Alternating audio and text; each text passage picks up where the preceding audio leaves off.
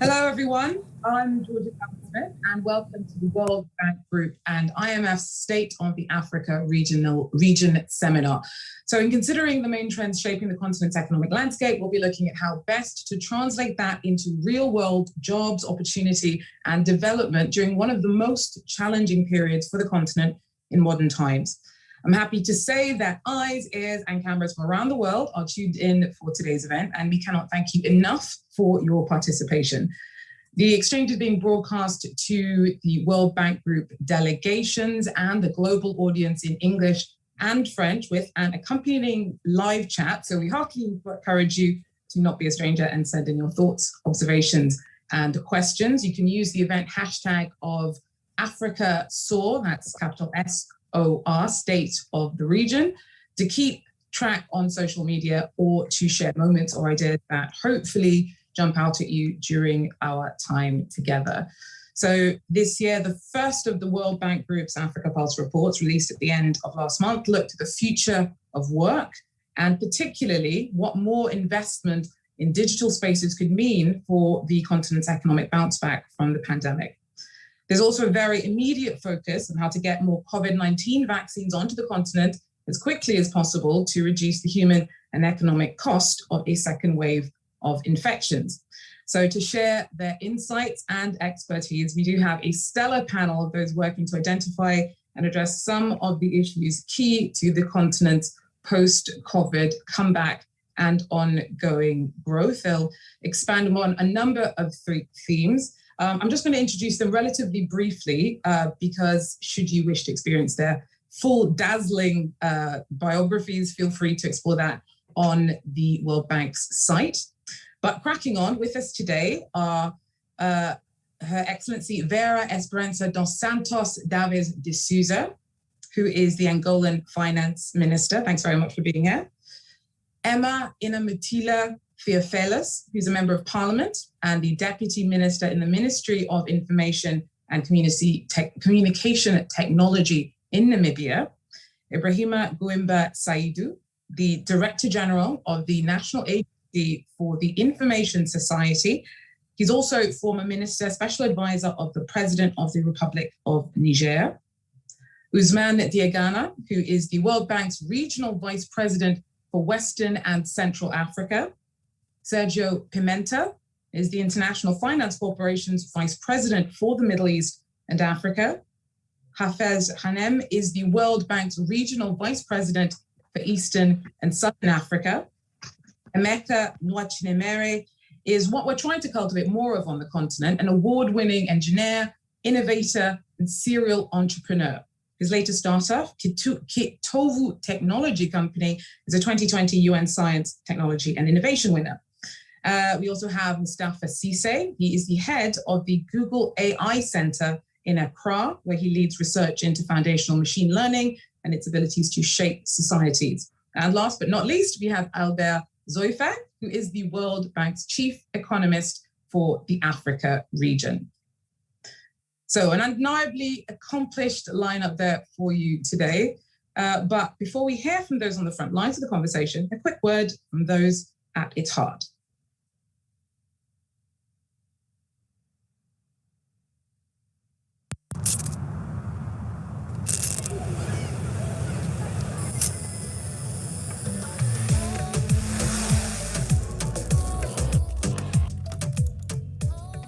COVID has really brought it more to the forelight is using online more as a platform to reach the rest of the world.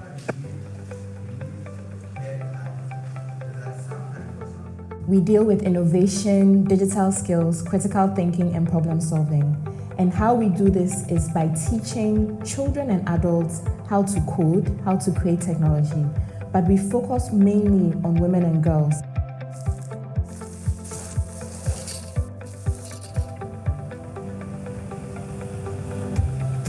We digitized the whole Zanzibar island, and we have a building footprint of around 500,000 buildings. You know, that's a very big task. Microtasking is basically breaking down a big task into smaller tasks that can be done by more people fast. it's very digital. Everything is digital, so we just train you, and then using like WhatsApp, give out tasks to people, and then payment, you can do payment via mobile money.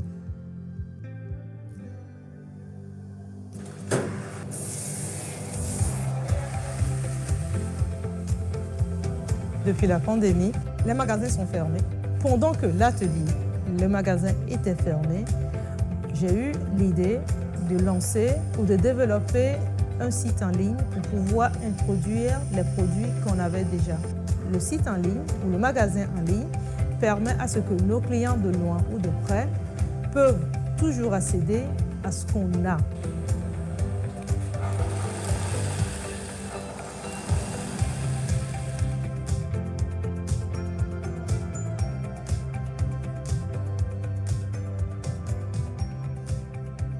Because retail has been so fragmented, what has ended up happening is that farming has also ended up being very, very fragmented. So you're having a lot of inefficiency on both sides of the chain, and that leads to a lot of wastage. So for us, that has been a huge challenge. We've used technology to try overcome some of those challenges. And the key thing is that, how do you use technology to solve the most basic problems that we have on the continent? Because every problem that you see around you is an opportunity waiting to turn into a business.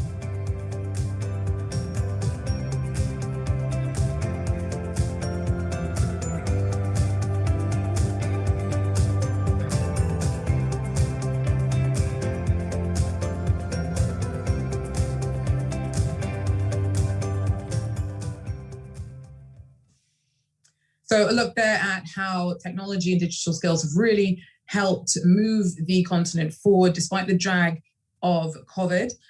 For more on some of the issues that were raised in that little video, we're going to crack on with the conversation with our esteemed panelists today. I'm going to start off with you, Albert Zoifat, World Bank Chief Economist for the Africa region. Now, along with Cesar Calderon, you led the team for this latest edition of Africa Pulse. So you're really in the perfect position to give us an overview of the continent's economic outlook. Is the COVID-19 induced recession on the continent as bad as one feared? And what needs to happen to recover? Georgia, Sub-Saharan Africa, just like the rest of the world, has been plunged into a recession in 2020. But the impact is less severe for Sub-Saharan Africa than anticipated. We estimate that economic growth in the region will be around minus 2% in 2020. And this is closer to the lower bound of our forecast range. The other good news, Georgia, is that prospects for recovery in the region are strengthening.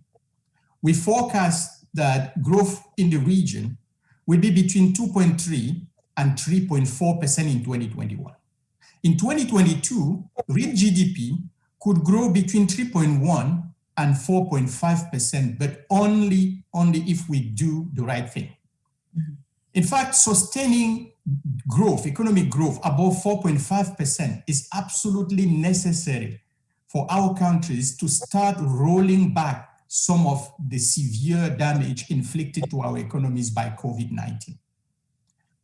And we know this is possible, and it's only possible if the international community takes decisive action on debt and on vaccines.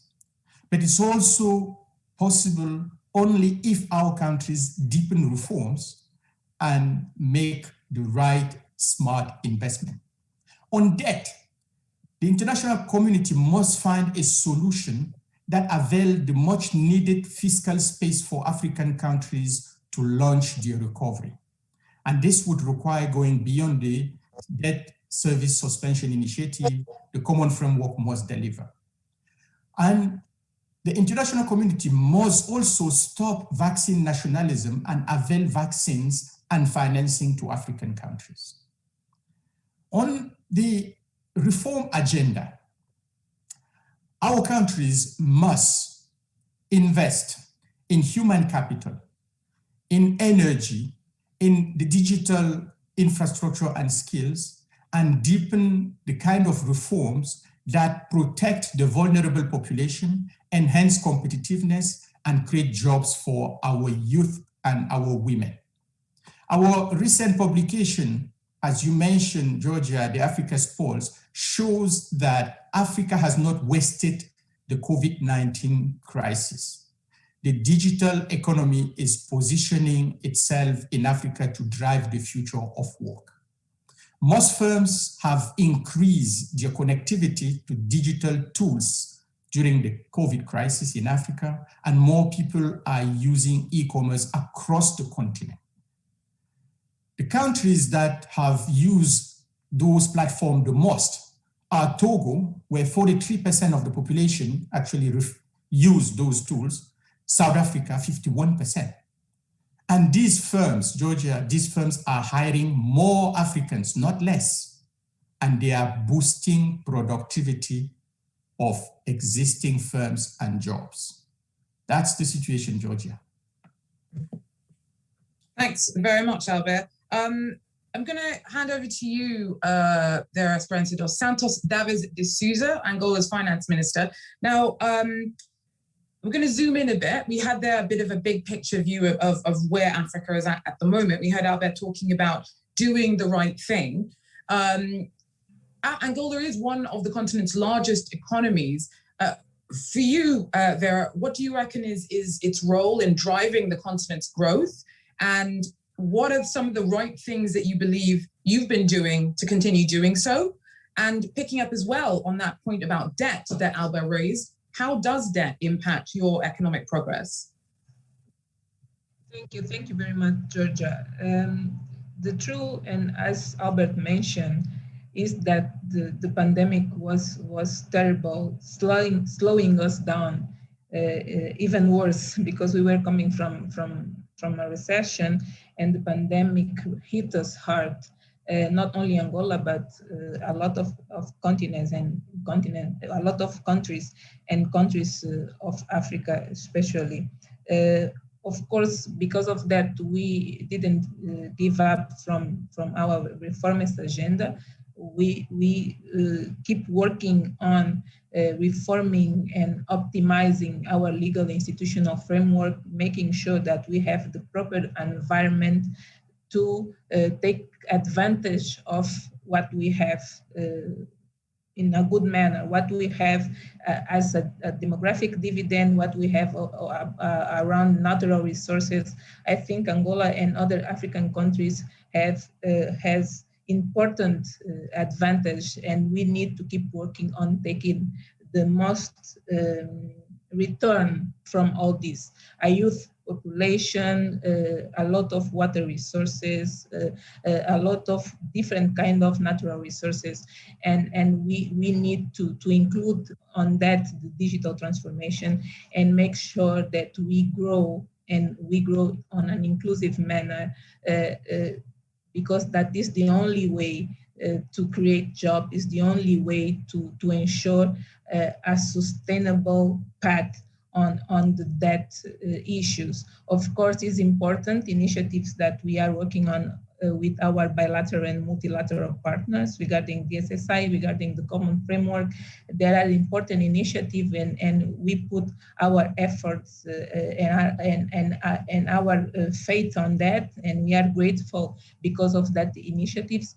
But we need to keep doing our homework, increasing our financial literacy, the financial literacy of our population, increasing the investment on education and health, increasing the investment on digital transformation to make sure that we can take advantage, as I mentioned, of our youth population. We can decrease the asymmetries in between the rural and the urban population, and we can live paying our bills without putting more pressure on the debt side. If we grow, we will have more tax collection, we will have more savings, combined with the increase of the level of literacy.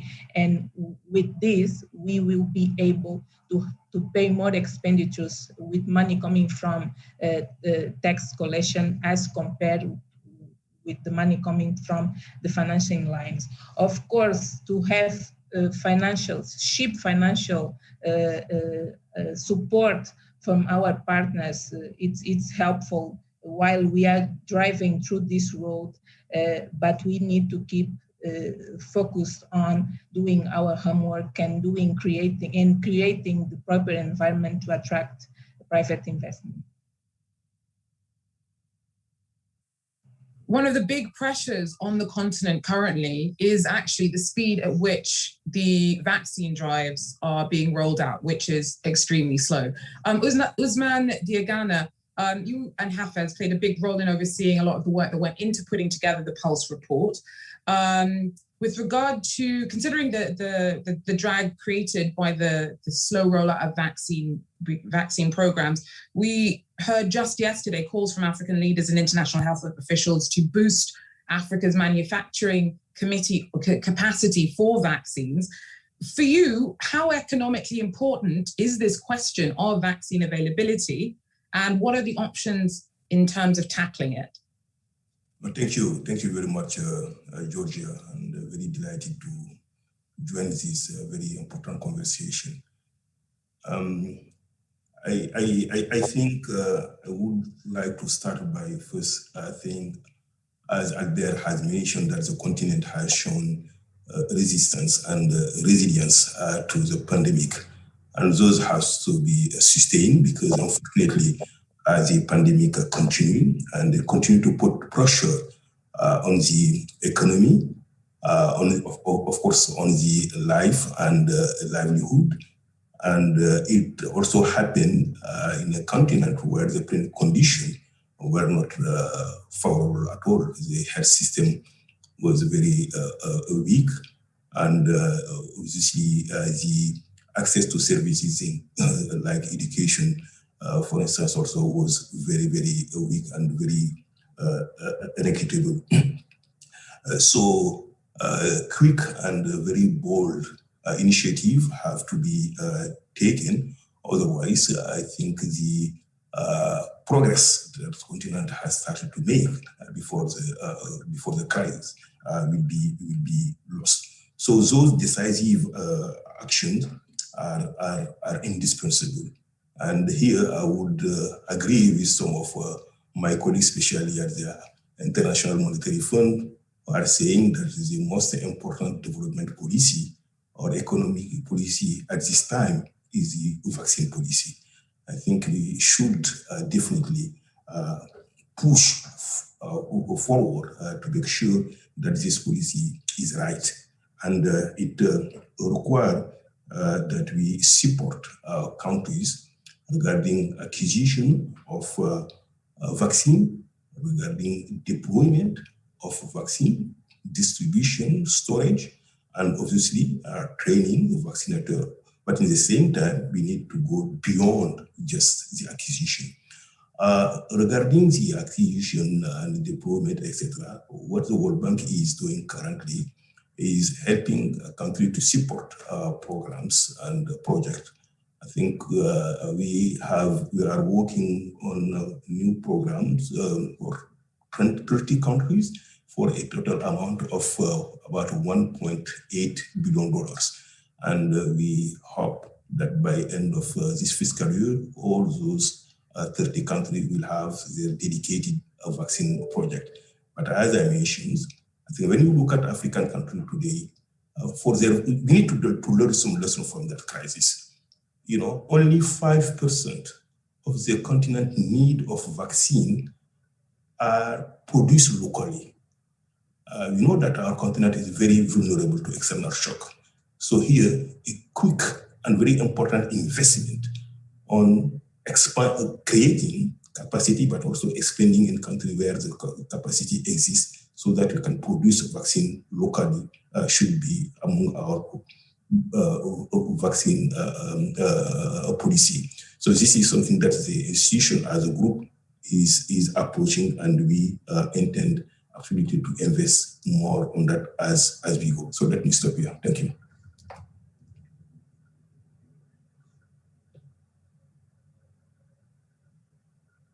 You are muted, I think.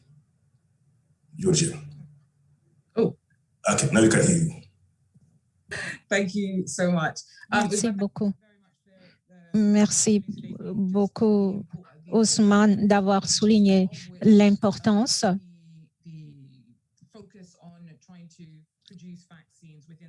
de la production des vaccins sur le continent et l'incidence sur les perspectives économiques de l'Afrique. You're on the wrong channel, man. Can everyone hear me? Right. Oh, you're good. You're good.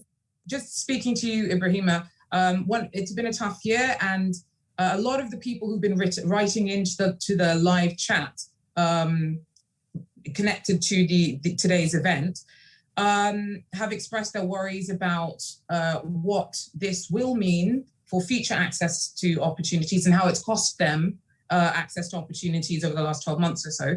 A few examples on the live chat. Spiwe Zulu pointed out that the pandemic has accelerated our dependence on technology, but said that many Africans can't afford tech and the data is extremely expensive, meaning that being digitally innovative is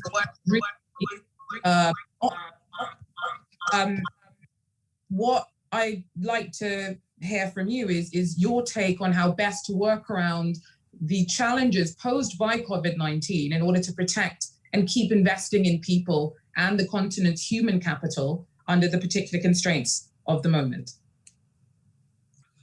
Yeah, thank you very much. I mean, indeed, COVID has it's definitely challenging us all. But I think when we look at it, at least on the continent, it's really more of I won't call it a blessing, but it's more of an opportunity than anything else. If you look at our economies, most of them are in the informal sector, and it hasn't been that much impacted really by COVID. At the beginning, yes, but then people have kind of found their ways. But moving forward, what it means for us is that we have accelerated into the fourth industrial revolution, which is based on technology, as you all know it. And that's where, on the contrary, maybe for the continent, if we work together and then we start doing it with coordinating at even continental level, we can turn this massive pandemic into some sort of opportunities by, one, accelerating the building up of infrastructure, because one of the biggest challenges for us is to get our people connected. Even in the major cities, we barely have good internet connectivity.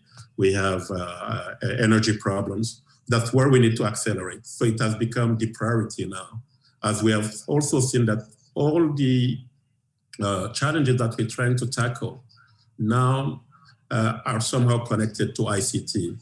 And therefore, what it's, if it's a health pandemic, we have seen that we don't have doctors. For example, you take Niger, we have one doctor for about 18 to 19,000 inhabitants.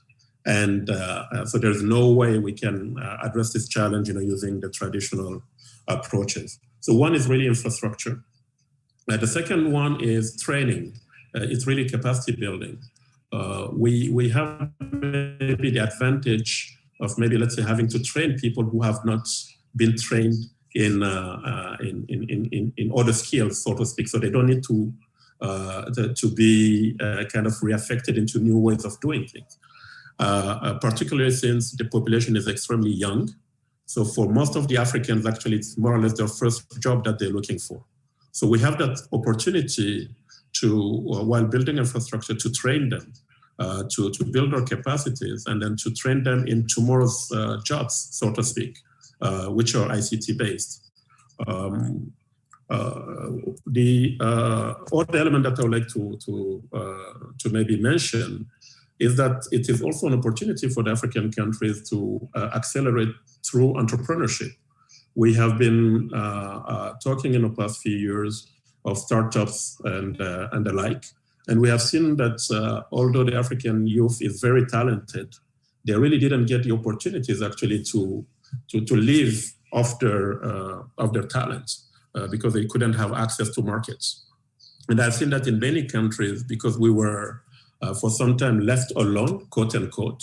We have to really bring our young entrepreneurs into the economy And from the government,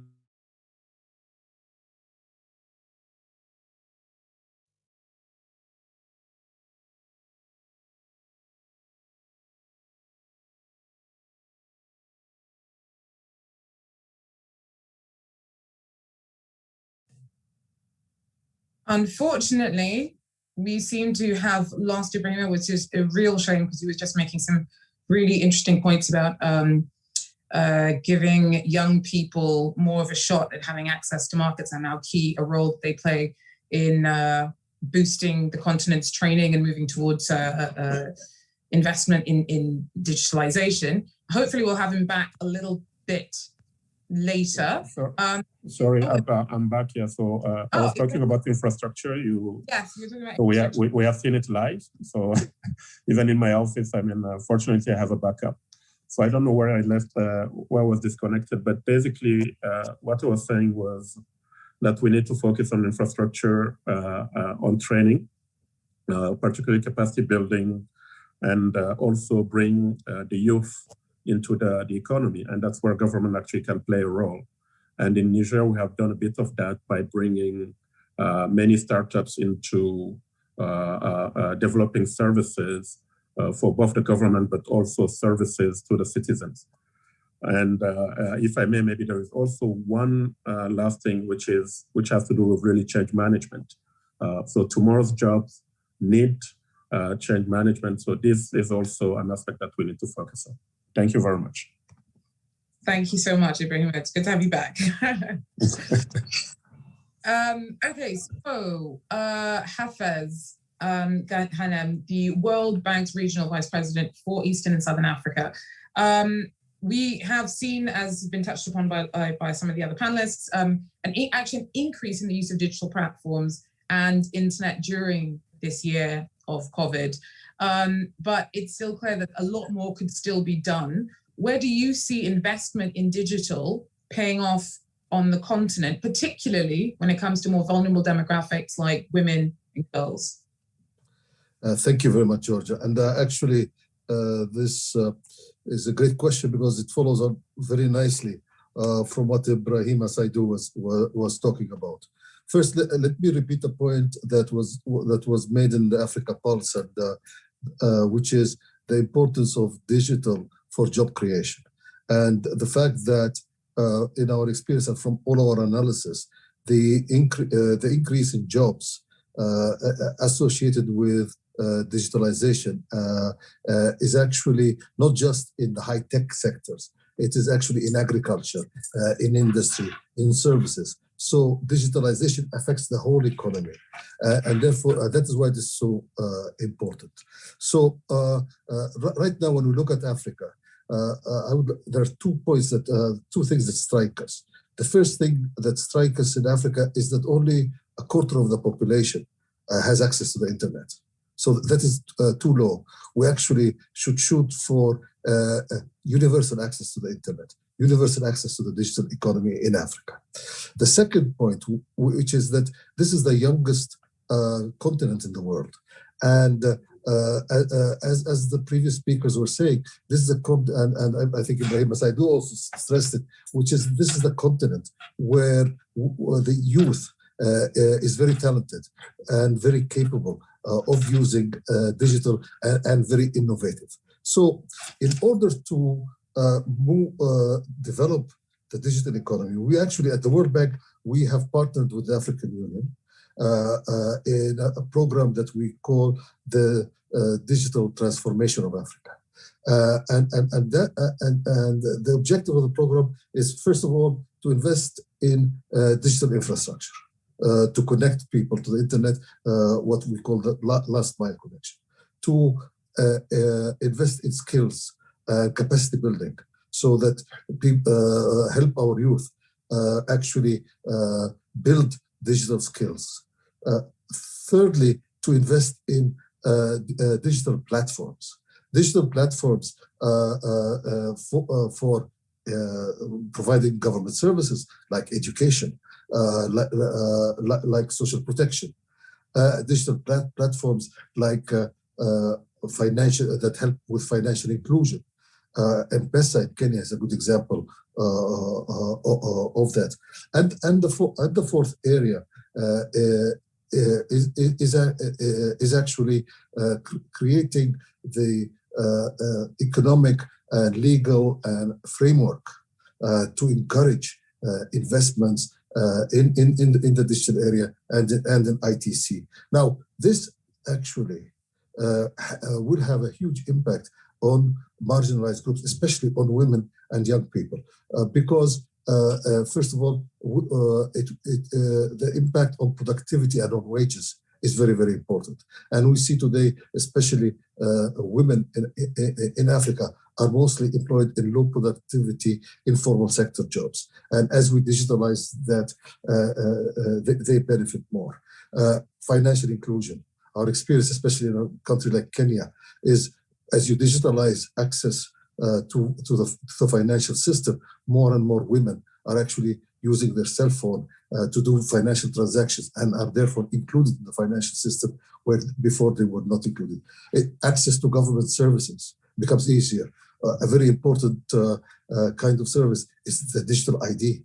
There's a whole program of ID for D. So people who did not have an ID in Africa would be able to have that through the digital platforms and digital services. So I'm really convinced that the future of our continent has to be with the digital economy.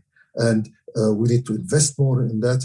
And I think that this would provide the greatest opportunity for our youth and also for women. Thank you very much, Georgia. Thank you so much, Hafez.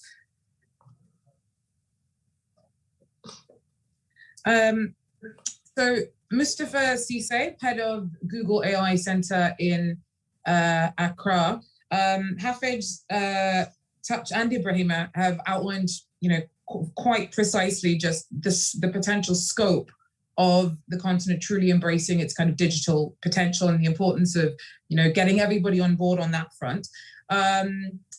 Also looking at some of the issues being brought up in the live chat, the question of skills on the continent, the question of the skills the continent needs to build its best future kept on being mentioned by those who kindly sent in questions. For example, Mansibang Maepe wrote in asking about how we ensure that Africa embraces the use of specifically AI and new tech in an inclusive way that doesn't lead to resentment or endangering traditional livelihoods. Meanwhile, another user, Ken, asked what skill set will be needed for the youth to be competitive in the future of work. Now, we heard Hafez go into a lot of detail there about some of the ways that he envisages it having an impact. But for you, Mustafa, what kind of investment in competencies do you think is needed on the continent with your particular perspective? Thank you so much, Georgia. I think there has been quite a lot said, like you said earlier, around... My apologies. I think there's been a bit of a mix-up. That question was to Mustafa. I have some sorry. No, not okay, at all. Thanks. No, we're looking forward to hearing from you on that point. If you want to weave something in off the back of Mustafa, that would be great. But I'll just hand back to Mustafa if he's available. There we go. Sorry, got you hijacked there. Mustafa, sure. So just basically to try to get your take on investment competencies on the continent in terms of AI and new tech. Thank you very much for the question. Obviously, I'm very much looking forward to hear the opinion about Honorable Member of the Parliament about this very question as well. But as far as I'm concerned, I think there's this saying from Nelson Mandela that puts it beautifully, and says that education is the most powerful weapon which we can use to change the world. And I think it's a perfectly fitting saying in our current context, especially because many African countries actually have a very long tradition of scientific education, especially in mathematics, physics, and the likes. And this type of education lays solid ground to build on strong technological expertise. But unfortunately, most of our countries have actually failed to successfully propel their education systems to meet the need of the current technological revolution. And unfortunately, this does not just affect the education side of things, but also the development of research, as it has been shown during this COVID, actually, the criticality of having a very strong research ecosystem in a time of crisis, to solve problems very quickly. Now, what do we need? I think we need massive investment to build skills in technology, in particular in computer science and in machine intelligence and related fields. In fact, all fields that are related to extracting knowledge from data and using, actionable knowledge and using it to inform decisions in the areas of policy and others. Interestingly, and as mentioned before by my brother from Niger, Mr. Kimba Saidu, but also Mr. Ganem, COVID seems to have accelerated the realization of the importance of technology in our education systems. But we have not yet seen the investment at the scale that we actually need. So the kind of skills, just to sum up, that we need are clearly in the areas of computer science, in the area of data analysis, machine learning, and artificial intelligence. There are a lot of things happening locally with certain universities, but we need policies at government level and important investment in terms of infrastructure, because these topics and these technologies require significant computational power, which doesn't come without stable energy infrastructure, electricity networks, but also internet connectivity. So skills are very important, and as I mentioned, but everything around the skills that makes actually the realization of the potential possible, which is everything around the infrastructure is also very important. Very much, Mustafa. So you mentioned skills are important, infrastructure is essential. Emma, please feel free to pick up on any other points that you felt like you wanted to expand upon from the question previously posed to Mustafa. But I also specifically want to ask you about the importance of regulatory frameworks to shaping competitive access to digital spaces. What, from your experience, has Namibia been doing on that front? Okay, no, thank you so much, Georgia. I think I'll just go right to the question you're asking me around our country's competitiveness in trying to encourage, of course, more people to use digital platforms, but also building a regulatory environment to protect those that do it. So I think the first thing we did as soon as the pandemic hit was to encourage operators and urge them to lower their data prices, especially for learners and students who now transition to online learning, but also for businesses that had to force many people to work from home, and that being such an unfamiliar way to do some work. But we are also continuously strengthening our communications regulatory authority to respond to issues that limit access to digital platforms. This is all in efforts to ensure that we narrow the digital divide so that there are no disparities between the use of the internet or any other digital platforms between urban and rural areas. We are also working with our sister ministry, it being the Ministry of Industrialization and Trade, to look at strengthening our competition laws to allow a more equitable approach to services where the fourth industrial revolution is concerned. And that has been well received. We have had rounds of people and institutions giving in their inputs on how we can try to have our competition laws respond to this new area of focus, it being the fourth industrial revolution. And most importantly, if I can end off there, is that we are working on laws and policies to ensure a more equitable way for all citizens to access the digital world and to ensure that they're safe and are protected when they're doing so. So we have recently passed an Electronic Transactions Act, to try to safeguard the use of the internet, whether it's payments through the internet, whether it's the selling of services, whether it's the selling of products through online platforms. So trade to continue as protected and well protected as it can. But we are also now working on an access to information bill. This is particularly important to allow people, because there is a lot of limit of movement, as you know, because of a lot of curfews happening and lockdowns that have been imposed by governments on their citizens across the world, including Namibia. As a government, we're trying to get the access to information law passed in Parliament so that people have the ability to access information online and equitably, that is.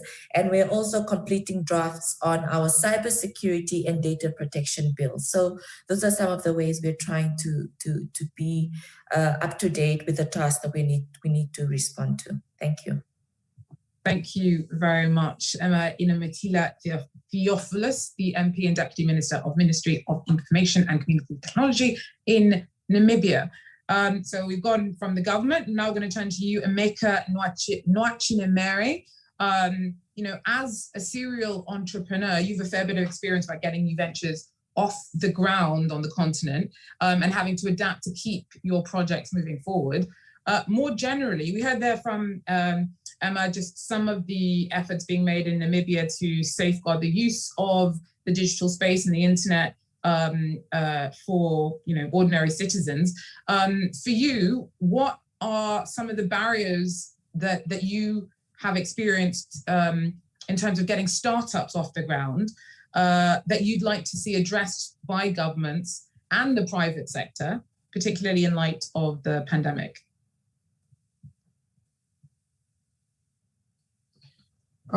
Thank you very much, Georgia, for that question. Entrepreneurship generally is quite tough.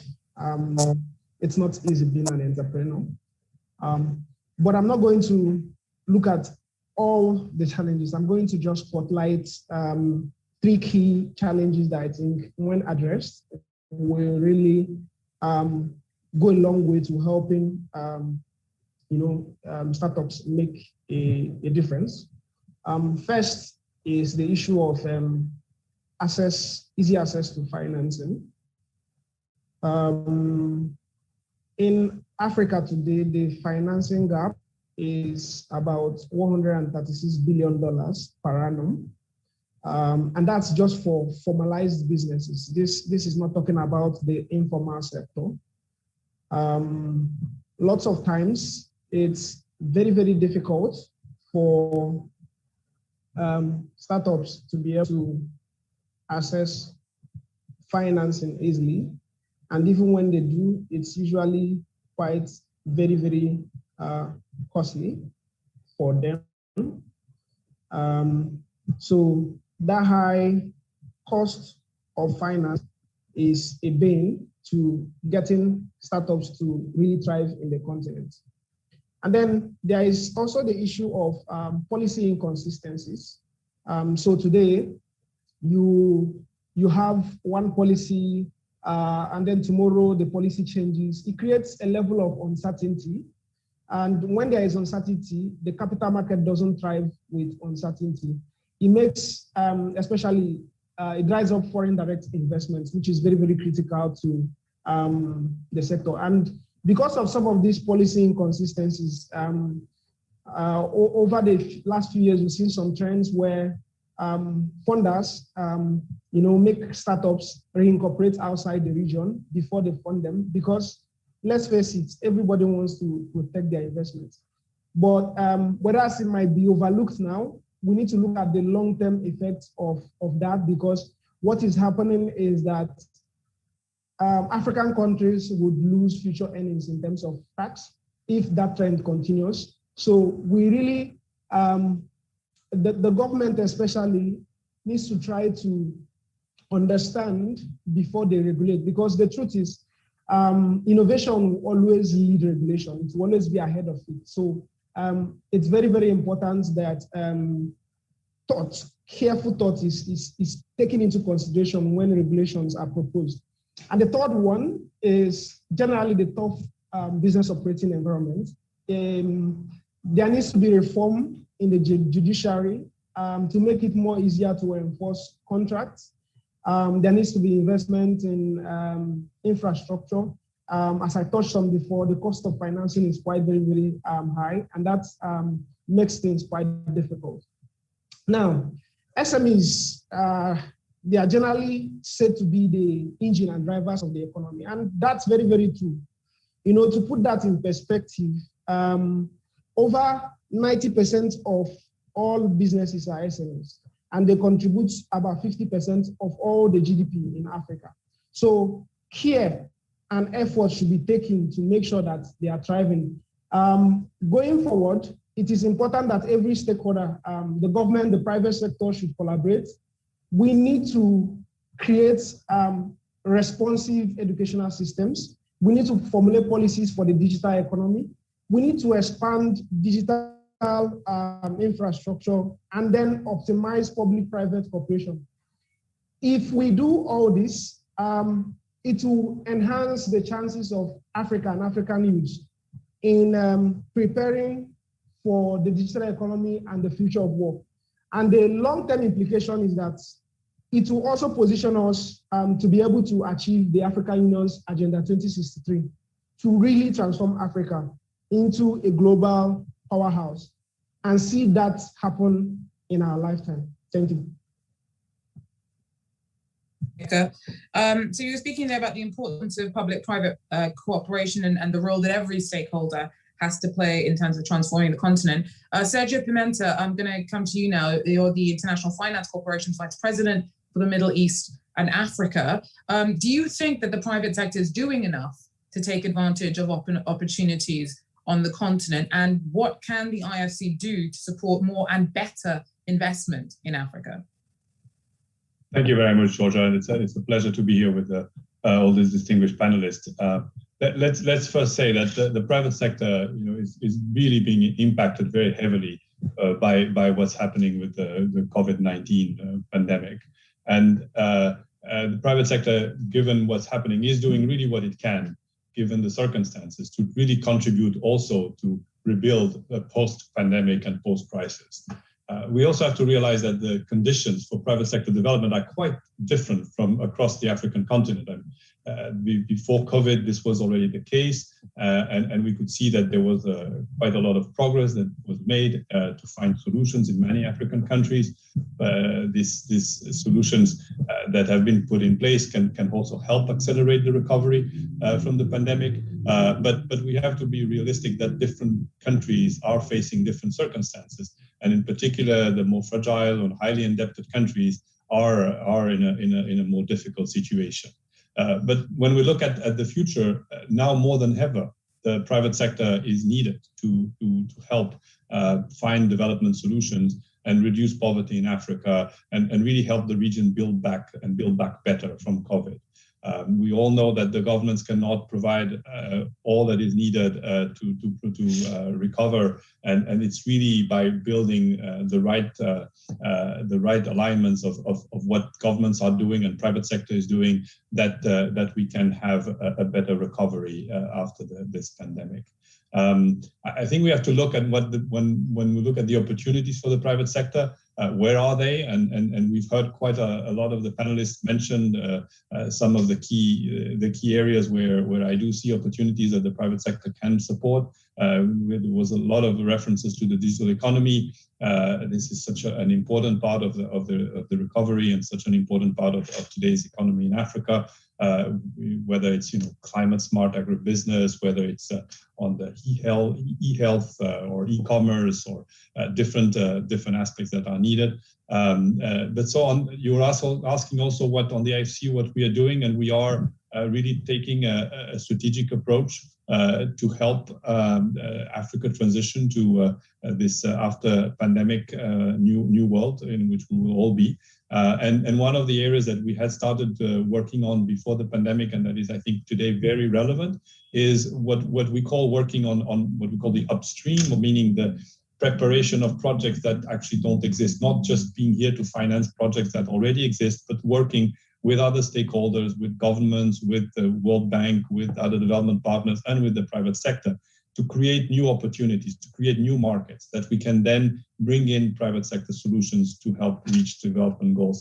I will maybe give just one example, and since Minister Davis is with us, maybe I'll pick an example in Angola where we have been working with the government to create the regulatory environment to encourage greater private sector participation in sectors where today only state-owned enterprises have been operating so far. So by working with the government and opening up these sectors and creating a new space for private sector companies to come in, we really will have a stronger development that will come after the crisis. I see that the private sector is really taking this challenge seriously, and we see companies, both international companies present in Africa, but more importantly, companies in Africa that are really domestic companies that are really working, developing, growing, and going also beyond the domestic markets and looking at regional projects. And this is something that will also have a big impact. So I'm looking forward to see how private sector continues to contribute so that we create more jobs, particularly for the youth and women, and have a better future after this. Thank you. Thank you so much, Sergio. We've actually been joined since the event started by the African Union's Commissioner for Economic Development, Trade, Industry and Mining, His Excellency Albert Muchanga. Albert, are you with us? Albert, thank you so much for making the time to drop in. Whilst we have you here, there's actually something very specific I wanted to ask you. We actually touched upon it a little bit earlier on in the conversation, and that is the importance of, the very immediate importance of addressing vaccine scarcity in Africa in moving forward in terms of the continent realizing its economic potential. As the Commissioner for Trade and Industry of the African Union, if you wouldn't mind just giving us relatively briefly a bit of an idea of what the AU is doing to tackle the scarcity of vaccines on the continent. Thank you very much. The chairperson of the African Union Commission, His Excellency Moussa Faki Mahamat, was supposed to be in this panel. He requested me to join it, and I think by the time I joined, the discussions had already started. But decided to stay on instead of logging out. Followed the discussion, very interesting discussions, and it aligns with the programs that we're undertaking on the continent with respect to digital transformation. The issue of vaccines is a little bit complex. I've got my colleagues in the Directorate of the African Center for Disease Control and Prevention, who are on top of the situation of procurement of vaccines. But what is happening is that we have quite a number of participants who have been more able to mobilize the African Export-Import Bank to provide financing for the procurement of the vaccines. And there is a shortfall of about $5 billion US. And we've been working with member states to see if we can make use of the SDR allocation to increase the capital base of the African Export-Import Bank, and which would enable them to raise the necessary funding. So we are in the final stages of trying to see if we can conclude that deal. That's the first part. Second part is that immediately the pandemic broke out, the chairperson of the union, by that time it was the president of South Africa, working with the chairperson of the commission, set up special envoys to address this issue. And one of the elements was to reach out to the vaccine producers. And by the time Africa had reached out, most of them had already entered it in 2-year purchase agreements with the producers, so it was not possible. And then there have also been efforts being made to mobilize financing from international sources, including the World Bank Group. And on the basis of that, there have also been efforts to see if we can undertake the production of vaccines within Africa. And along the way, Johnson & Johnson, an American chemicals company, which is involved in producing various range of products, agreed to link up with the manufacturer in South Africa to start producing the vaccines. I think they are going to be producing about $420 million doses in a year. What we require is Africa 800 million doses. We are going to get $700 million doses through the COVAX arrangement. So altogether, we need 1.5 million doses so that we are able to reach 60% immunity. So once we have that herd immunity, then we should be able to tackle the issue. A number of countries have been able to get some vaccines under a COVAX arrangement based on the allocation of 700 million doses. And they are rolling out vaccination programs across the continent. But the demand is too high. And part of the problem is that some of the countries have also export bans. Even if you have the money to purchase the vaccines there and then, there are some export bans in place which makes it impossible for you to import those vaccines. So the message is that Africa needs to have internal capacities to produce these vaccines. But the other message is that for as long as elements of the global community are not really safe from the vaccine, from the pandemic, then the entire global community will not be safe. So the issue of equity comes in. Thank you. Very much, Commissioner Muchanga. Just to point out, thank you so much for all the contributions by the panelists so far. We are running a little bit behind schedule, so I'm just so as not to miss out on any of the topics that we were hoping to cover in the agenda. I would encourage people to be relatively concise as I move into the second round of questions. Emma Inagmutila Theophilus, I'm going to come to you again. You're an MP and Deputy Minister in the Ministry of Information and Communication Technology, Namibia. Now, as an MP, you obviously have political influence, but you're also an example of a young person who's become a choice architect, who's take out a position where she can shape the society around her. From your own experience, what do you think needs to happen to encourage more people like you, to encourage the next generation of African leaders? Thank you so much, Georgia. I think if we're to encourage the next generation of leaders in Africa, young people need the confidence of the current generation of leaders in Africa. Mm-hmm. For example, the trust that His Excellency the President Hage Geingob of the Republic of Namibia has placed in me to become a member of parliament and appointing me as a deputy minister at only 23 years old is a trust more and more young people need from the current crop of leaders.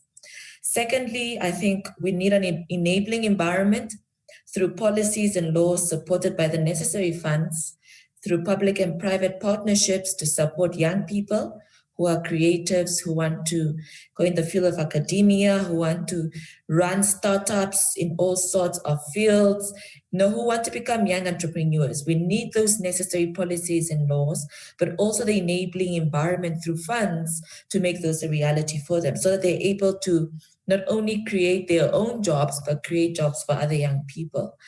Lastly, I think we also need young people to be listened to and heard in all spaces. Decisions about our countries, about our companies, about our organizations, about our institutions cannot and must not exclude us, the young people. If we are truly serious about being the next generation of leaders on this continent, we need to be better placed in positions of decision making. So I think that would be my contribution on that. França dos Santos Davis de Souza, Angola's finance minister, as well as governments, who else have you found to be key players in Angola's and Africa's digital transformation? And if you could give us a couple of examples of how it's working well. Thank you again, Georgia. I think the private sector is a main driver in the process of digital transformation and digital inclusion. In Angola, for example, in the financial sector, we are seeing a lot happening. Central bank himself is playing an important role. They have an important project with the World Bank regarding financial inclusion or in digital inclusion, and we are seeing a lot happening on the payment systems. The Capital Markets Commission and insurance companies supervision, they are working also a lot with the private sector to make sure that we are seeing more digital services, and the way they supervise are more digital. So the private sector and the financial system is an important driver in Angola, and I think all around Africa, that's a lot happening on the payment system through mobile phones and through payments. We have a lot more to do.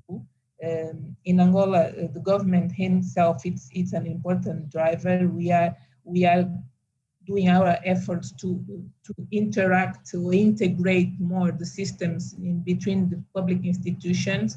The public procurement process, we are doing it more electronically, less paperwork, the way the people pay taxes. So private sector and public entities both are pushing the track to make sure that we have more digital transformation. More digital in the way we teach, it's a challenge in the continent, but in Angola particularly, especially on the public schools. We need to put more digital the processes, the way we teach, to teach more about technology, more about science, having more projects, more laboratories, more training regarding thinking tech, developing projects and put them in place, working and giving us concrete results. So in education and in health, I think we can do more, and with partners like IFC on the private sector side and with the World Bank on the public side, I think we are eager to see even more results than we are seeing till now. The points made earlier by Brahima and Hafez, the importance of training and bringing young people into that kind of preparation of the ground so that the continent can move forward in boosting its digital skills and its digitalization skills. Emeka, who you know, personal contacts, who you can call upon professionally, mentorship, all of this is, as you know, super important in entrepreneurship in terms of getting startups off the ground. This year, COVID's made networking particularly difficult. Do you have any advice to any new entrepreneurs that may have faced impediments under these conditions? Question. Has COVID really made networking difficult? Well, I would like to take a bit of a contrarian view here. I don't necessarily think that networking has been made difficult per se. I would simply say that the rules of engagement has simply changed. So if we're all familiar with that classic, who moved my cheese, those two characters woke up one morning and realized that things have changed. The same way, the entrepreneurs, especially upcoming entrepreneurs, must realize that things are changing, and then they also need to, adapt to it, find new ways to collaborate and work with people and source information. For instance, when the pandemic hit, we saw major disruptions in the input and the food supply chain. We depended heavily on physical interactions to deliver our services last mile to our constituency, in this case, smallholder farmers. So what we had to do was to go back and build. We had to build a new product that allowed us to provide soil and crop health insights and information to farmers remotely, and also provide e-extension to these farmers. So things changed. We are forced to change with it. That's also what is going to be happening across different sectors, across different spaces, whether it's the need of mentors or the need of advice. Now, let me close by sharing a short story. There's this story I heard.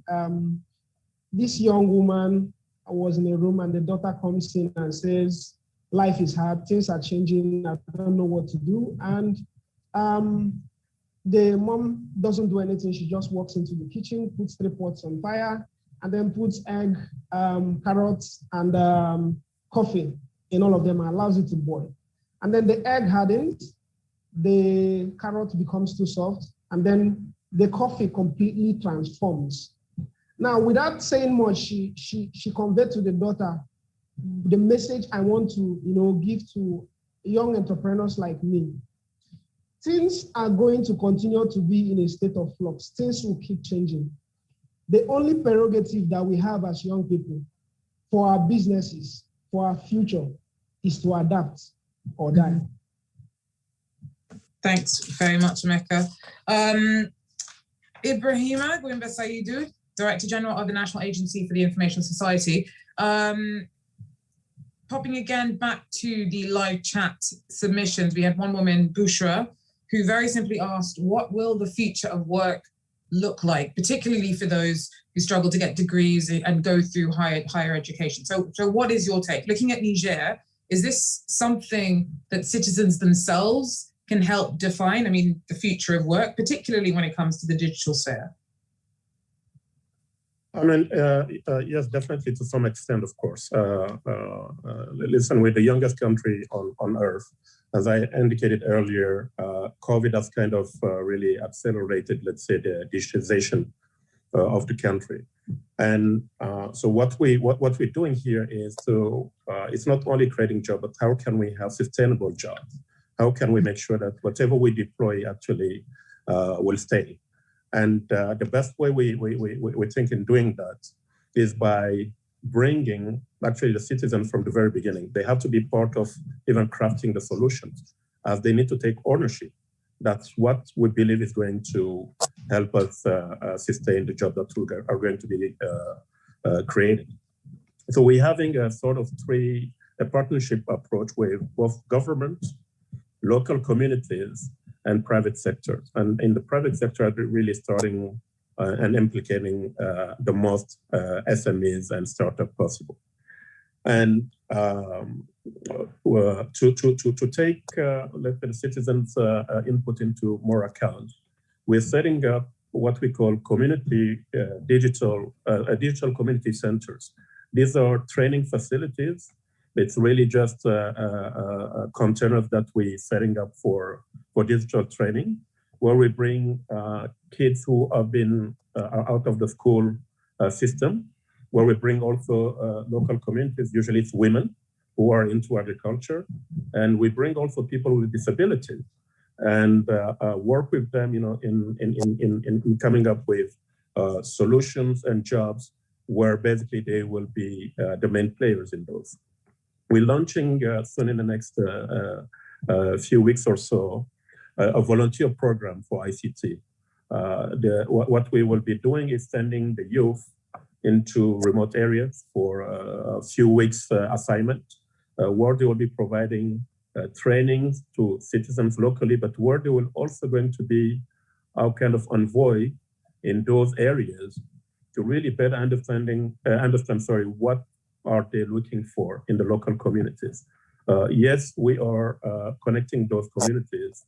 We're bringing basic services, health, education, and access to some government services, but we want to discuss with them what sort of, how we can, through ICT, boost the local economy. How can we, quote unquote, grow the local GDP? So definitely for us, it is, we're taking those into account. We're creating the platforms to listen to them. And we have pilots already. We have 2 pilots. And then by end of by end of June, we'll be adding another 15 to 20 more pilots. We'll be connecting so those remote areas and cities and working with also our development partners to see how we can come up with sustainable solutions in job creation. Thank you. Just very briefly, I'm actually really interested by this volunteer program, these pilots that you're setting up. If you're going to rural communities to ask them about what they need, but through an ICT program, do they even have the fundamental familiarity with the basics of ICT to properly tell you what they need through ICT? No, that's the thing. We're not asking them what they need through ICT. We are just validating with them what is needed, what opportunities do they see in their local communities. It's based on that actually we use ICT because we know that today, especially a country like Niger, that's very large and with a low density of population. If we do not use ICT in creating jobs, I mean, it just cannot be sustainable because we have to drive long distances to connect people.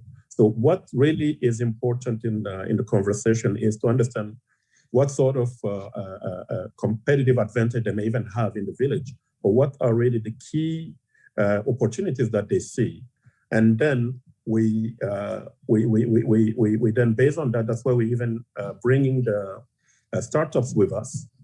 Based on that, we see what sort of a job or solution can be deployed locally. And in a sort of one thing that we're looking at, it's a sort of even franchise type of approach in local villages. So it is not for them to tell us how to use ICT. We just need to find out with them, through them, what opportunities they see, what are the local needs, and then how we can, because a job actually is really an answer to an opportunity. So we need to find opportunities in those rural areas before bringing an answer. What we want to avoid is to bring what we believe are solutions or what we believe are jobs. And we have seen in the past that when we do that, as soon as actually the funding actually is finished, I mean, people sit and wait for the next opportunity. Here we're trying to reverse that and get them in the front and be behind them using ICT to skill them up, because that's the key, and then to connect them with opportunities where they can either sell or buy stuff. I don't know if that's clear that way. No, very clear. Thanks so much, Ibrahima. All right. So, Mustafa, I just want to, I've already spoken to you, Mustafa. We just have one last, Mustafa, I have one last question before we wrap up this section of the conversation. So working for Google, you're in the middle of the development of some of the most impactful and cutting edge technologies for one of the world's biggest tech companies. Could you give a couple of examples of some of the more exciting innovations that you've seen on the African continent, and give us a bit of an idea about what you think the continent's got to teach the rest of the world on this front? Thank you for the question. I want to start by saying that if there is one thing that the pandemic has taught us, it is the criticality of investment in research. And it needs to be clear for everyone, especially our governments, that researchers are not superheroes that we call when we need them. and then once the crisis has passed, just we don't invest in that anymore. And there is no single country on this continent that invests 1% of its GDP on research. And that actually makes the kind of research and achievement that is done by the scientists working on the continent even more important and significant, given the scarcity of resources that they face and all the difficulties they have doing what they do. Nevertheless, I've seen some impressive outputs from the research community during the COVID. There are many of them, but I can name two. At the African Institute of Mathematical Sciences, for example, there was a project that has helped the Rwandan government increase its testing capabilities by using a technique. It's a very old technique, but this was a special implementation of it called pool testing, which allows you to test thousands of people by using a very small number of actual tests. So this has greatly contributed to improving the knowledge of who is affected by COVID or not, even though the resources that were available to the government were very scarce. One other application and from a research team I've seen is from the folks at the Pasteur Institute in Dakar. They've worked on computational approaches for surveilling and tracking the propagation of the COVID during the pandemic. So through my discussions with them, I found their work very impressive, really world-class team and world-class work. Unfortunately, that kind of work doesn't necessarily make the news, but I think it deserves much more light. Now, this happened because in both cases, the teams have been working on similar problems for a long time. The investment were there, and the pandemic just created the opportunity for them to showcase what they're capable of. And I think this is a good occasion to realize the importance of this, and for our government to invest more into this technology, and not just actually the technology and the research, but what comes before, which is the education. And I think this cannot be overemphasized. Everything around data science, machine learning, artificial intelligence will be increasingly important, and we still have a very small number of people who are qualified in this field, despite the important efforts that are being made on the continent by various organizations. Thank you. Thank you very much, Mustafa. Okay, so we've covered a lot of ground there. Very pleased that we've managed to, get through so much of the topics that our panelists really wanted to cover today. There's inevitably a lot more to consider, but for our final 10 minutes or so, I'm pleased to say that we do have a special guest who has been following today's discussion keenly and wants to ask the group a question on behalf of her network of community organizations. Annika Jane Dorothy is the East Africa Coordinator for Amplify and East Africa Champion for One, a global movement campaigning to end extreme poverty by 2030. Annika, it's such a pleasure to have you. What did you think of the conversation today so far? It's very interesting to hear some of the interventions that, some of these distinguished ministers are thinking about, noting that the most important thing for the youth is, of course, cascading the high-level conversations, relatable grassroots interventions. So you actually have a question you want to pose to the panelists. So I'll let you let loose on that one. Yes, thank you. To the panelists, distinguished ministers, as a young person in touch with community-driven organizations and youth at the grassroots or slum areas or areas of lower income who did not finish their secondary education, maybe due to poverty or teenage pregnancies, and also noting that government TVET institutions require minimum grades for entry to acquire necessary skills for business and digital access. What deliberate steps are you taking to not only empower but to resource, one, this category of youth, and two, the community-driven organizations that bridge the gap between government, TVET, and the grassroots youth to provide skills to this youth without, the requirements of minimum grades. Thank you.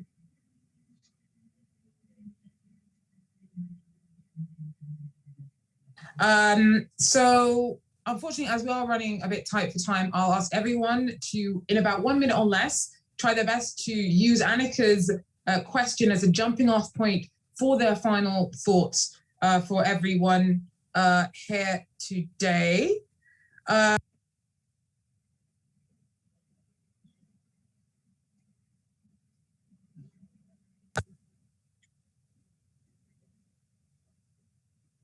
Georgia, you're muted. Oh, okay. Right. Thanks. Thanks so much. Okay. So what I was saying was that we are running. Thanks very much, Annika. We are running out of time. I would like to invite all the panelists to use Annika's question as a jumping off point to lead into their final remarks. And if possible, keep it to roughly a minute or so. And I did indicate that Minister Vera Esperança dos Santos Davis de Souza would be invited to reply first. Thank you, Georgia.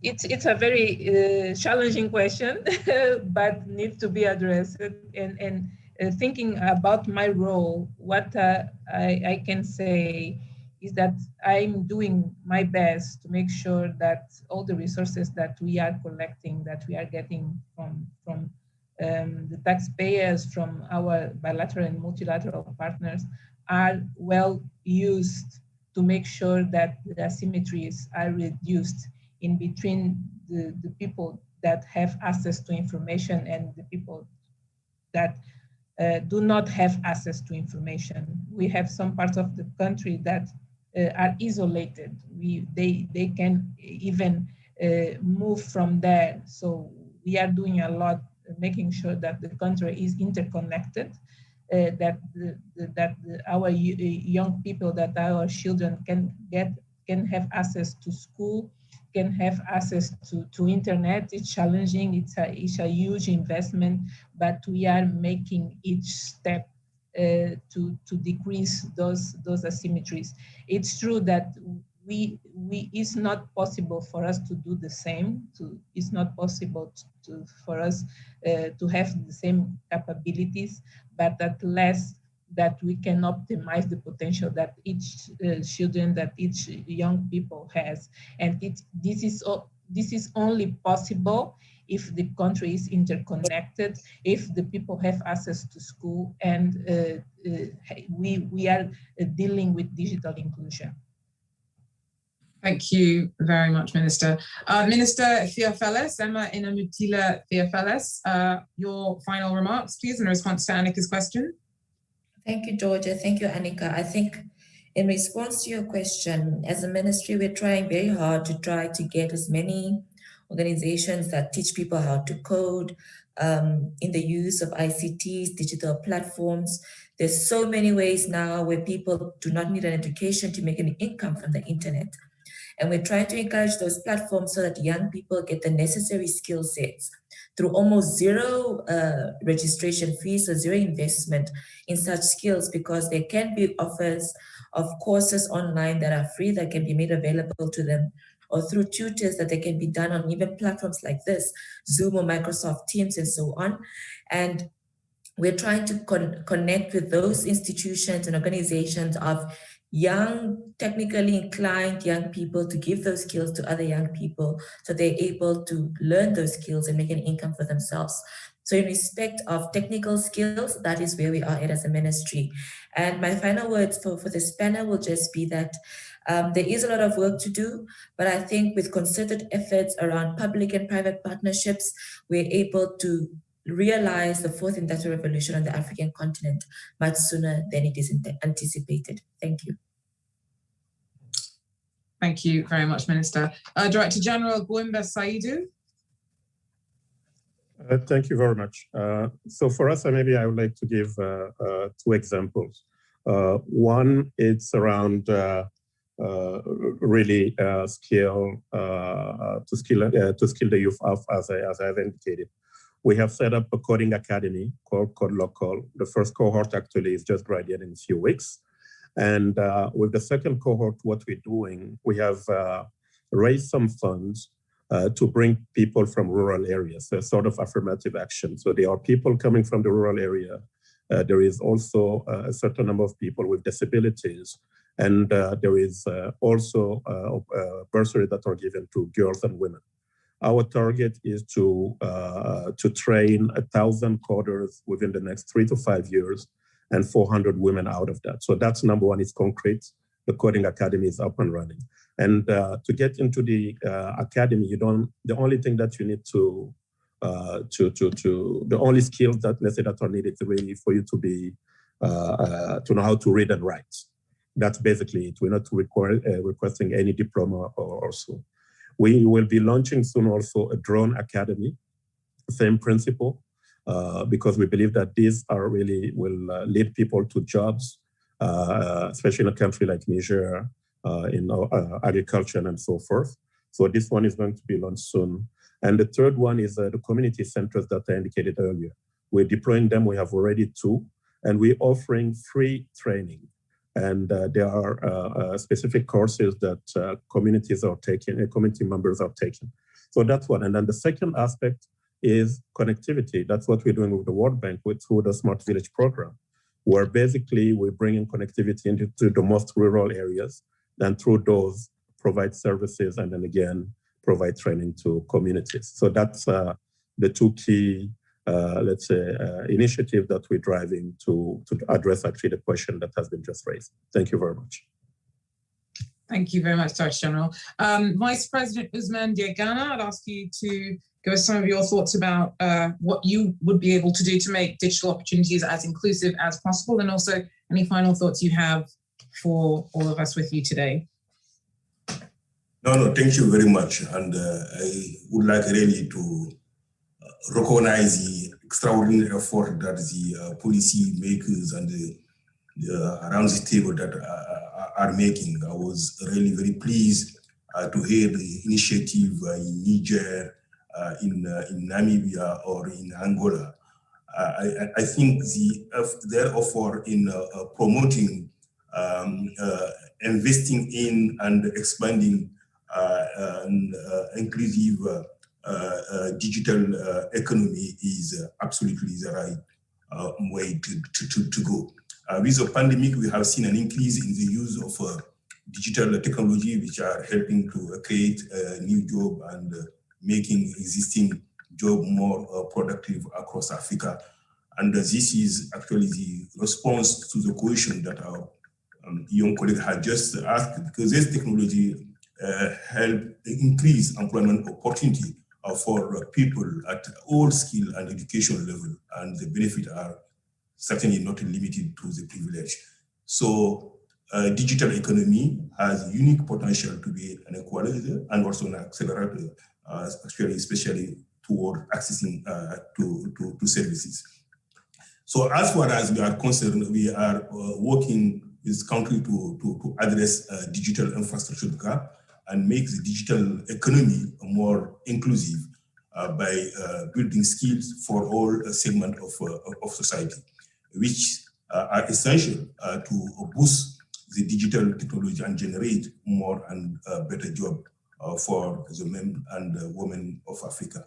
But to make this possible, we also need certainly to invest more on energy, on all the infrastructure, right, like roads, etc., etc. Because we need to take the economy as a whole. Digital economy is, as I just mentioned, is an accelerator. It provides unique opportunity for the people, especially for youth, but it has to rely or build on some other infrastructure, and those need to be supported as well. So those will be part, of course, of our engagement and our support to country as we move forward. So thank you. Thank you so much, Vice President. Sergio Pimenta, any thoughts on your side, a response to Annika's question, and any kind of closing remarks you want to make?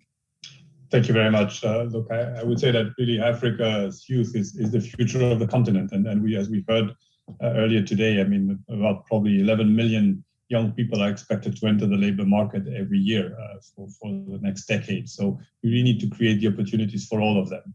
And of course, we have all the challenges of COVID-19, but the situation has also shown that there are opportunities that exist.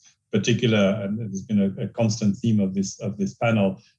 These opportunities exist in digital economy, digital technology, and this will transform the continent. So boosting these investments, for example, will also boost livelihoods and will help address the key development challenges.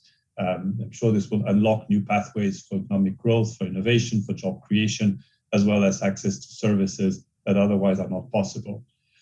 So my commitment is to really working with the World Bank and other partners to ensuring that Africa's youth, particularly young women, both in cities and in rural communities, are prepared for the digital future. What does this mean? This means investing in digital infrastructure, investing in digital skills, investing in training, and cultivating tech talent.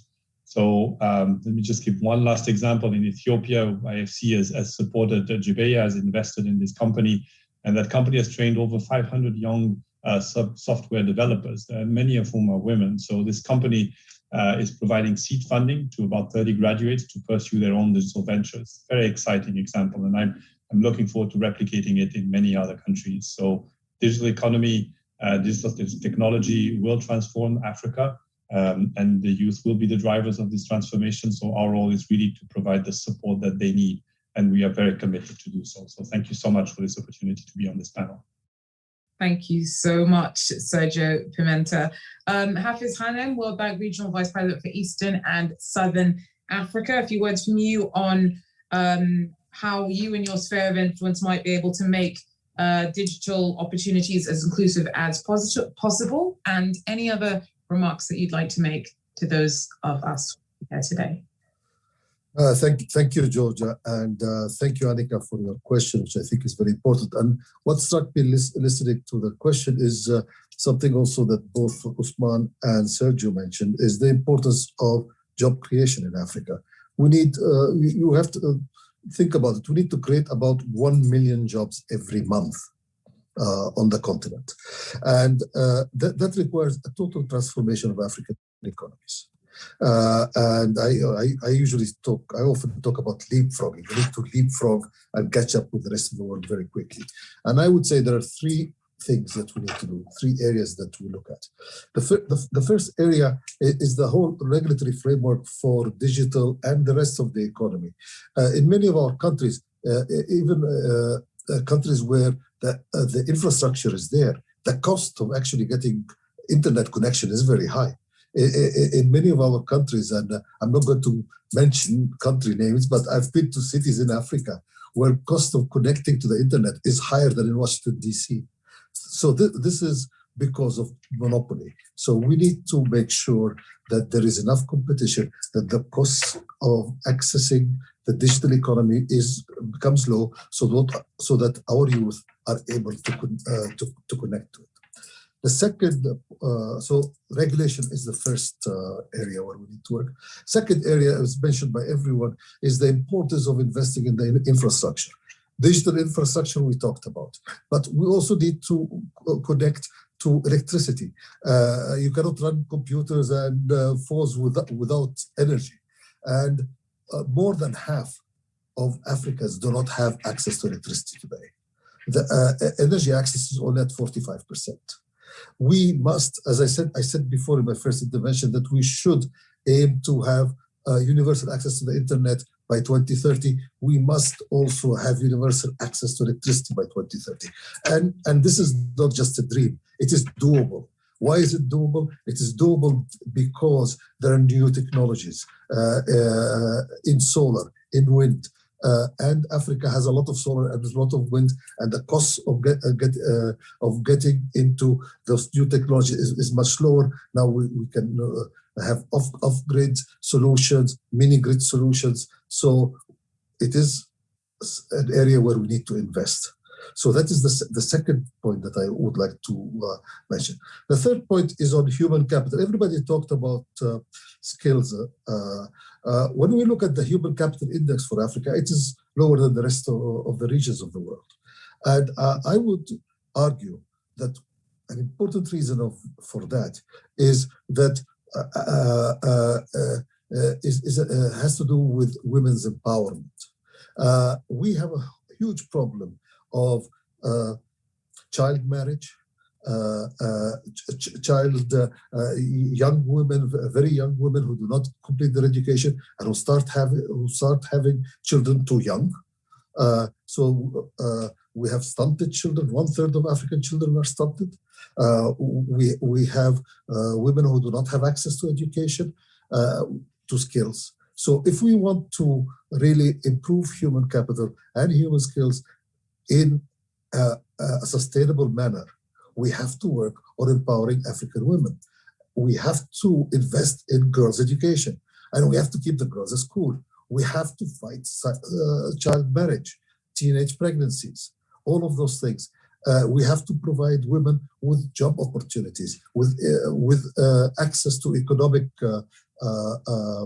opportunities. So those are the three areas that I think we have to work on if we want to transform Africa's economies and if we want to be able to create jobs and a much better life for all of the people of the continent.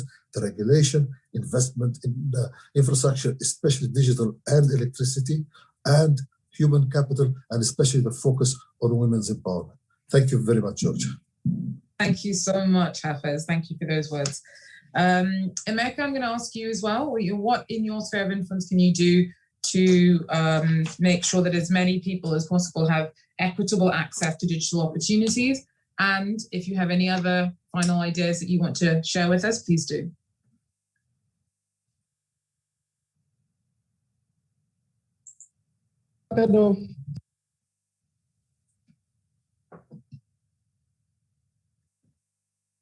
That question not more like a question that should be targeted at the government. But then I thought maybe it's also an opportunity to share what we've been doing as a startup, Kitovu Technology Company, what we've been doing in that space. So last year, we began working on a new initiative called the Kitopreneur Initiative. Essentially, what we do is we identify young people in off-grid locations. We train them on the basics. These are people who don't have an education per se, but we train them on the basics of agronomy extension and teach them how to use our digital platform to analyze fields using data gotten through remote sensing. And then early this year, we brought in a new component. We're currently running a pilot.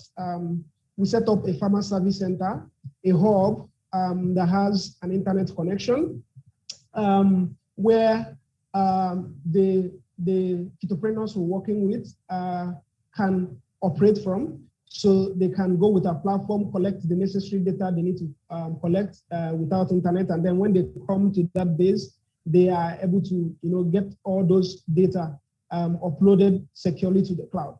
That way, they are creating opportunities for themselves because it's a means for them to create income, but they are also helping the people that we are really passionate about, the smallholder farmers who make up 75% of all people who live under $1 a day. So in our small space, that's what we are doing, and we are hoping that we'll be able to amplify that because they don't necessarily need to have formal education to understand the basics of translating remote sensing data, to understand when a crop is stressed, to understand when there's water stress, to understand plant health issues, and then provide advice to farmers. These are things that we can teach them and then they can replicate. And I want to hinge on that to also provide my closing thoughts. I think I just provided an example that it's not necessarily the quote unquote, traditional education that can help young people be empowered in the future of work to, earn an income for themselves. I think it's very, very important that we began working on mainstreaming digital education platforms. Of course, like the last speaker mentioned, it's important that we have the infrastructure to make that possible.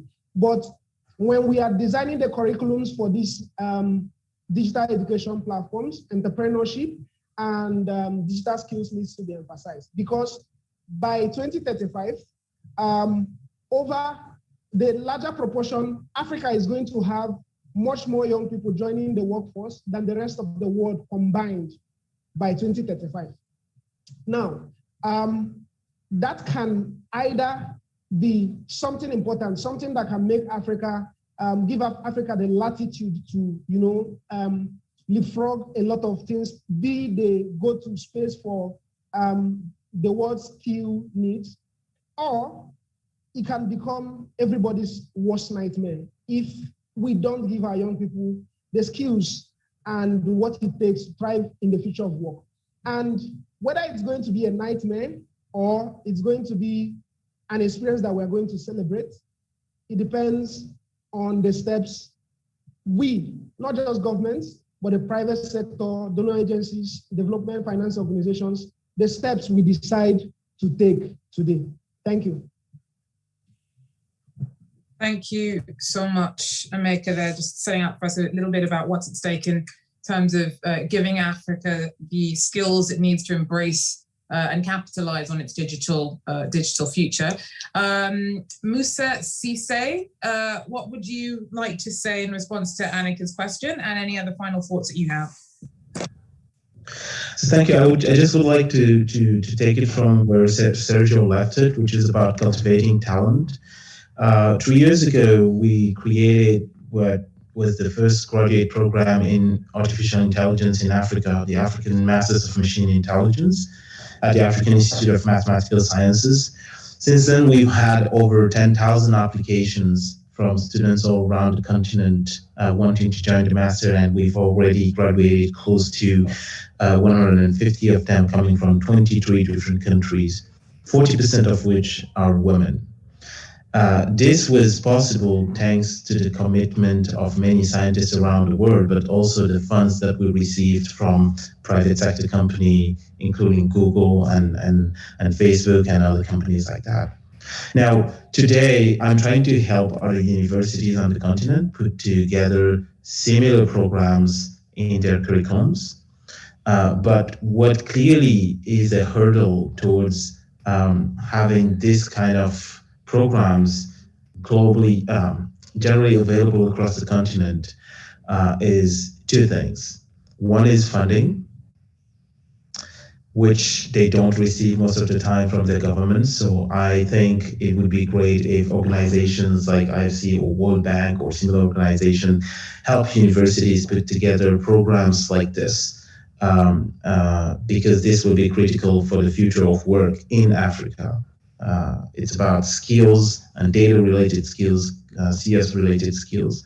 And the second one is computational power, and which brings us back to the question about infrastructure. If we want to build the ecosystem, the technological ecosystem that will nurture, that will be the one where we can have champions, startups coming with breakthrough in all things machine learning and artificial intelligence and technology in general, really, we need to have computational power localized on the continent. There are investments in this area by some governments, but this is still very small scale. The kind of computers that we need, the kind of infrastructure that we need is still absent, and we need massive investment in that area as well. Now, beyond those two aspects, and echoing the question answering more directly to the question that we heard, I think connectivity will be very important, because we've seen during COVID an important transformation of how education is organized, right? We've seen people adopt online education platforms massively, but one of the main hurdles for these things again to develop and to blossom the continent is still the internet, as mentioned by Mr. Canham. So I think also investment and not just investment, but regulation is also important in this area as well. So clearly there is a lot to do. I like to emphasize always, because that's what I do in education and in research, but obviously also in entrepreneurship. But this panel makes me hopeful about the changes that can happen, because we have members of parliament, members of different governments on the continent, and we know we've heard from them that they know that these problems are very well, and they're taking action to solve them. So this all makes us very, very hopeful. Thank you. Thanks so much for that, Mustafa. Hopefully that everyone tuning in today feels equally optimistic by some of the expertise and insight being shared today. Finally, Albert, you started it off and you'll round us off. What would you like to say in response to Annika's question? And please do share any final thoughts you might have for us today. Thank you very much, Georgia. Annika, to respond to your question, I believe knowledge is power.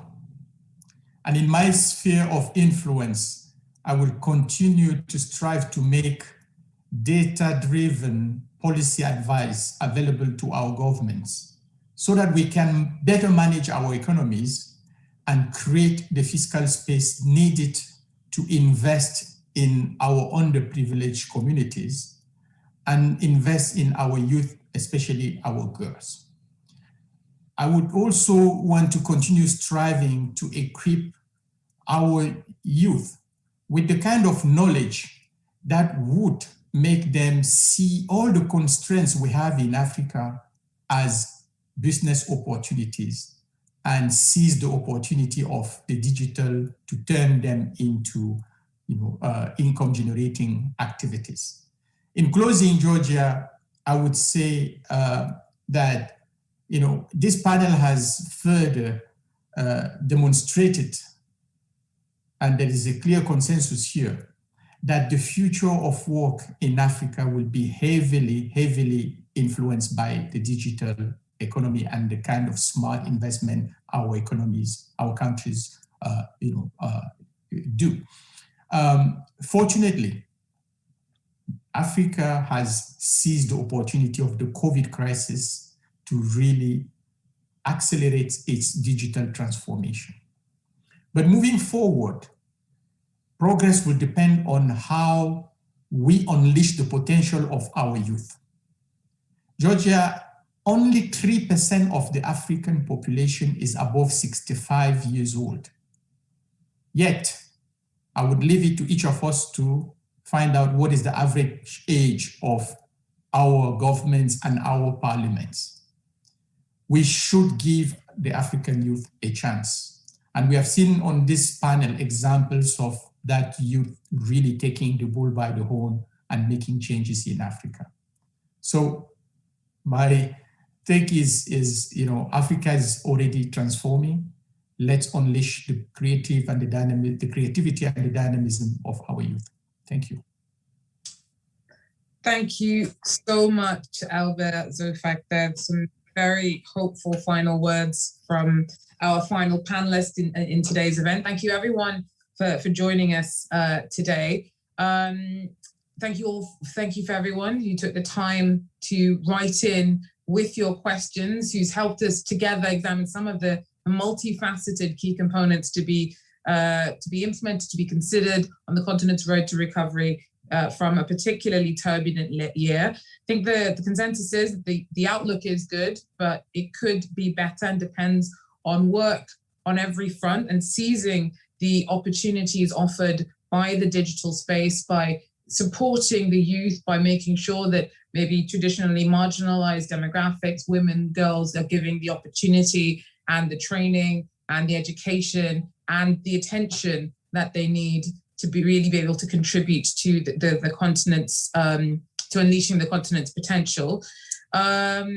So in closing, the continent's economic promise is good. The outlook is good, but with all the work being put in to make that promise a reality, demonstrated by all the people who shared their work and their vision with us here today, there is every reason to believe that Africa can deliver on its potential, and its people will hopefully be the first to benefit. So thank you all for being here, and have a lovely afternoon. Thank you. Bye. Bye.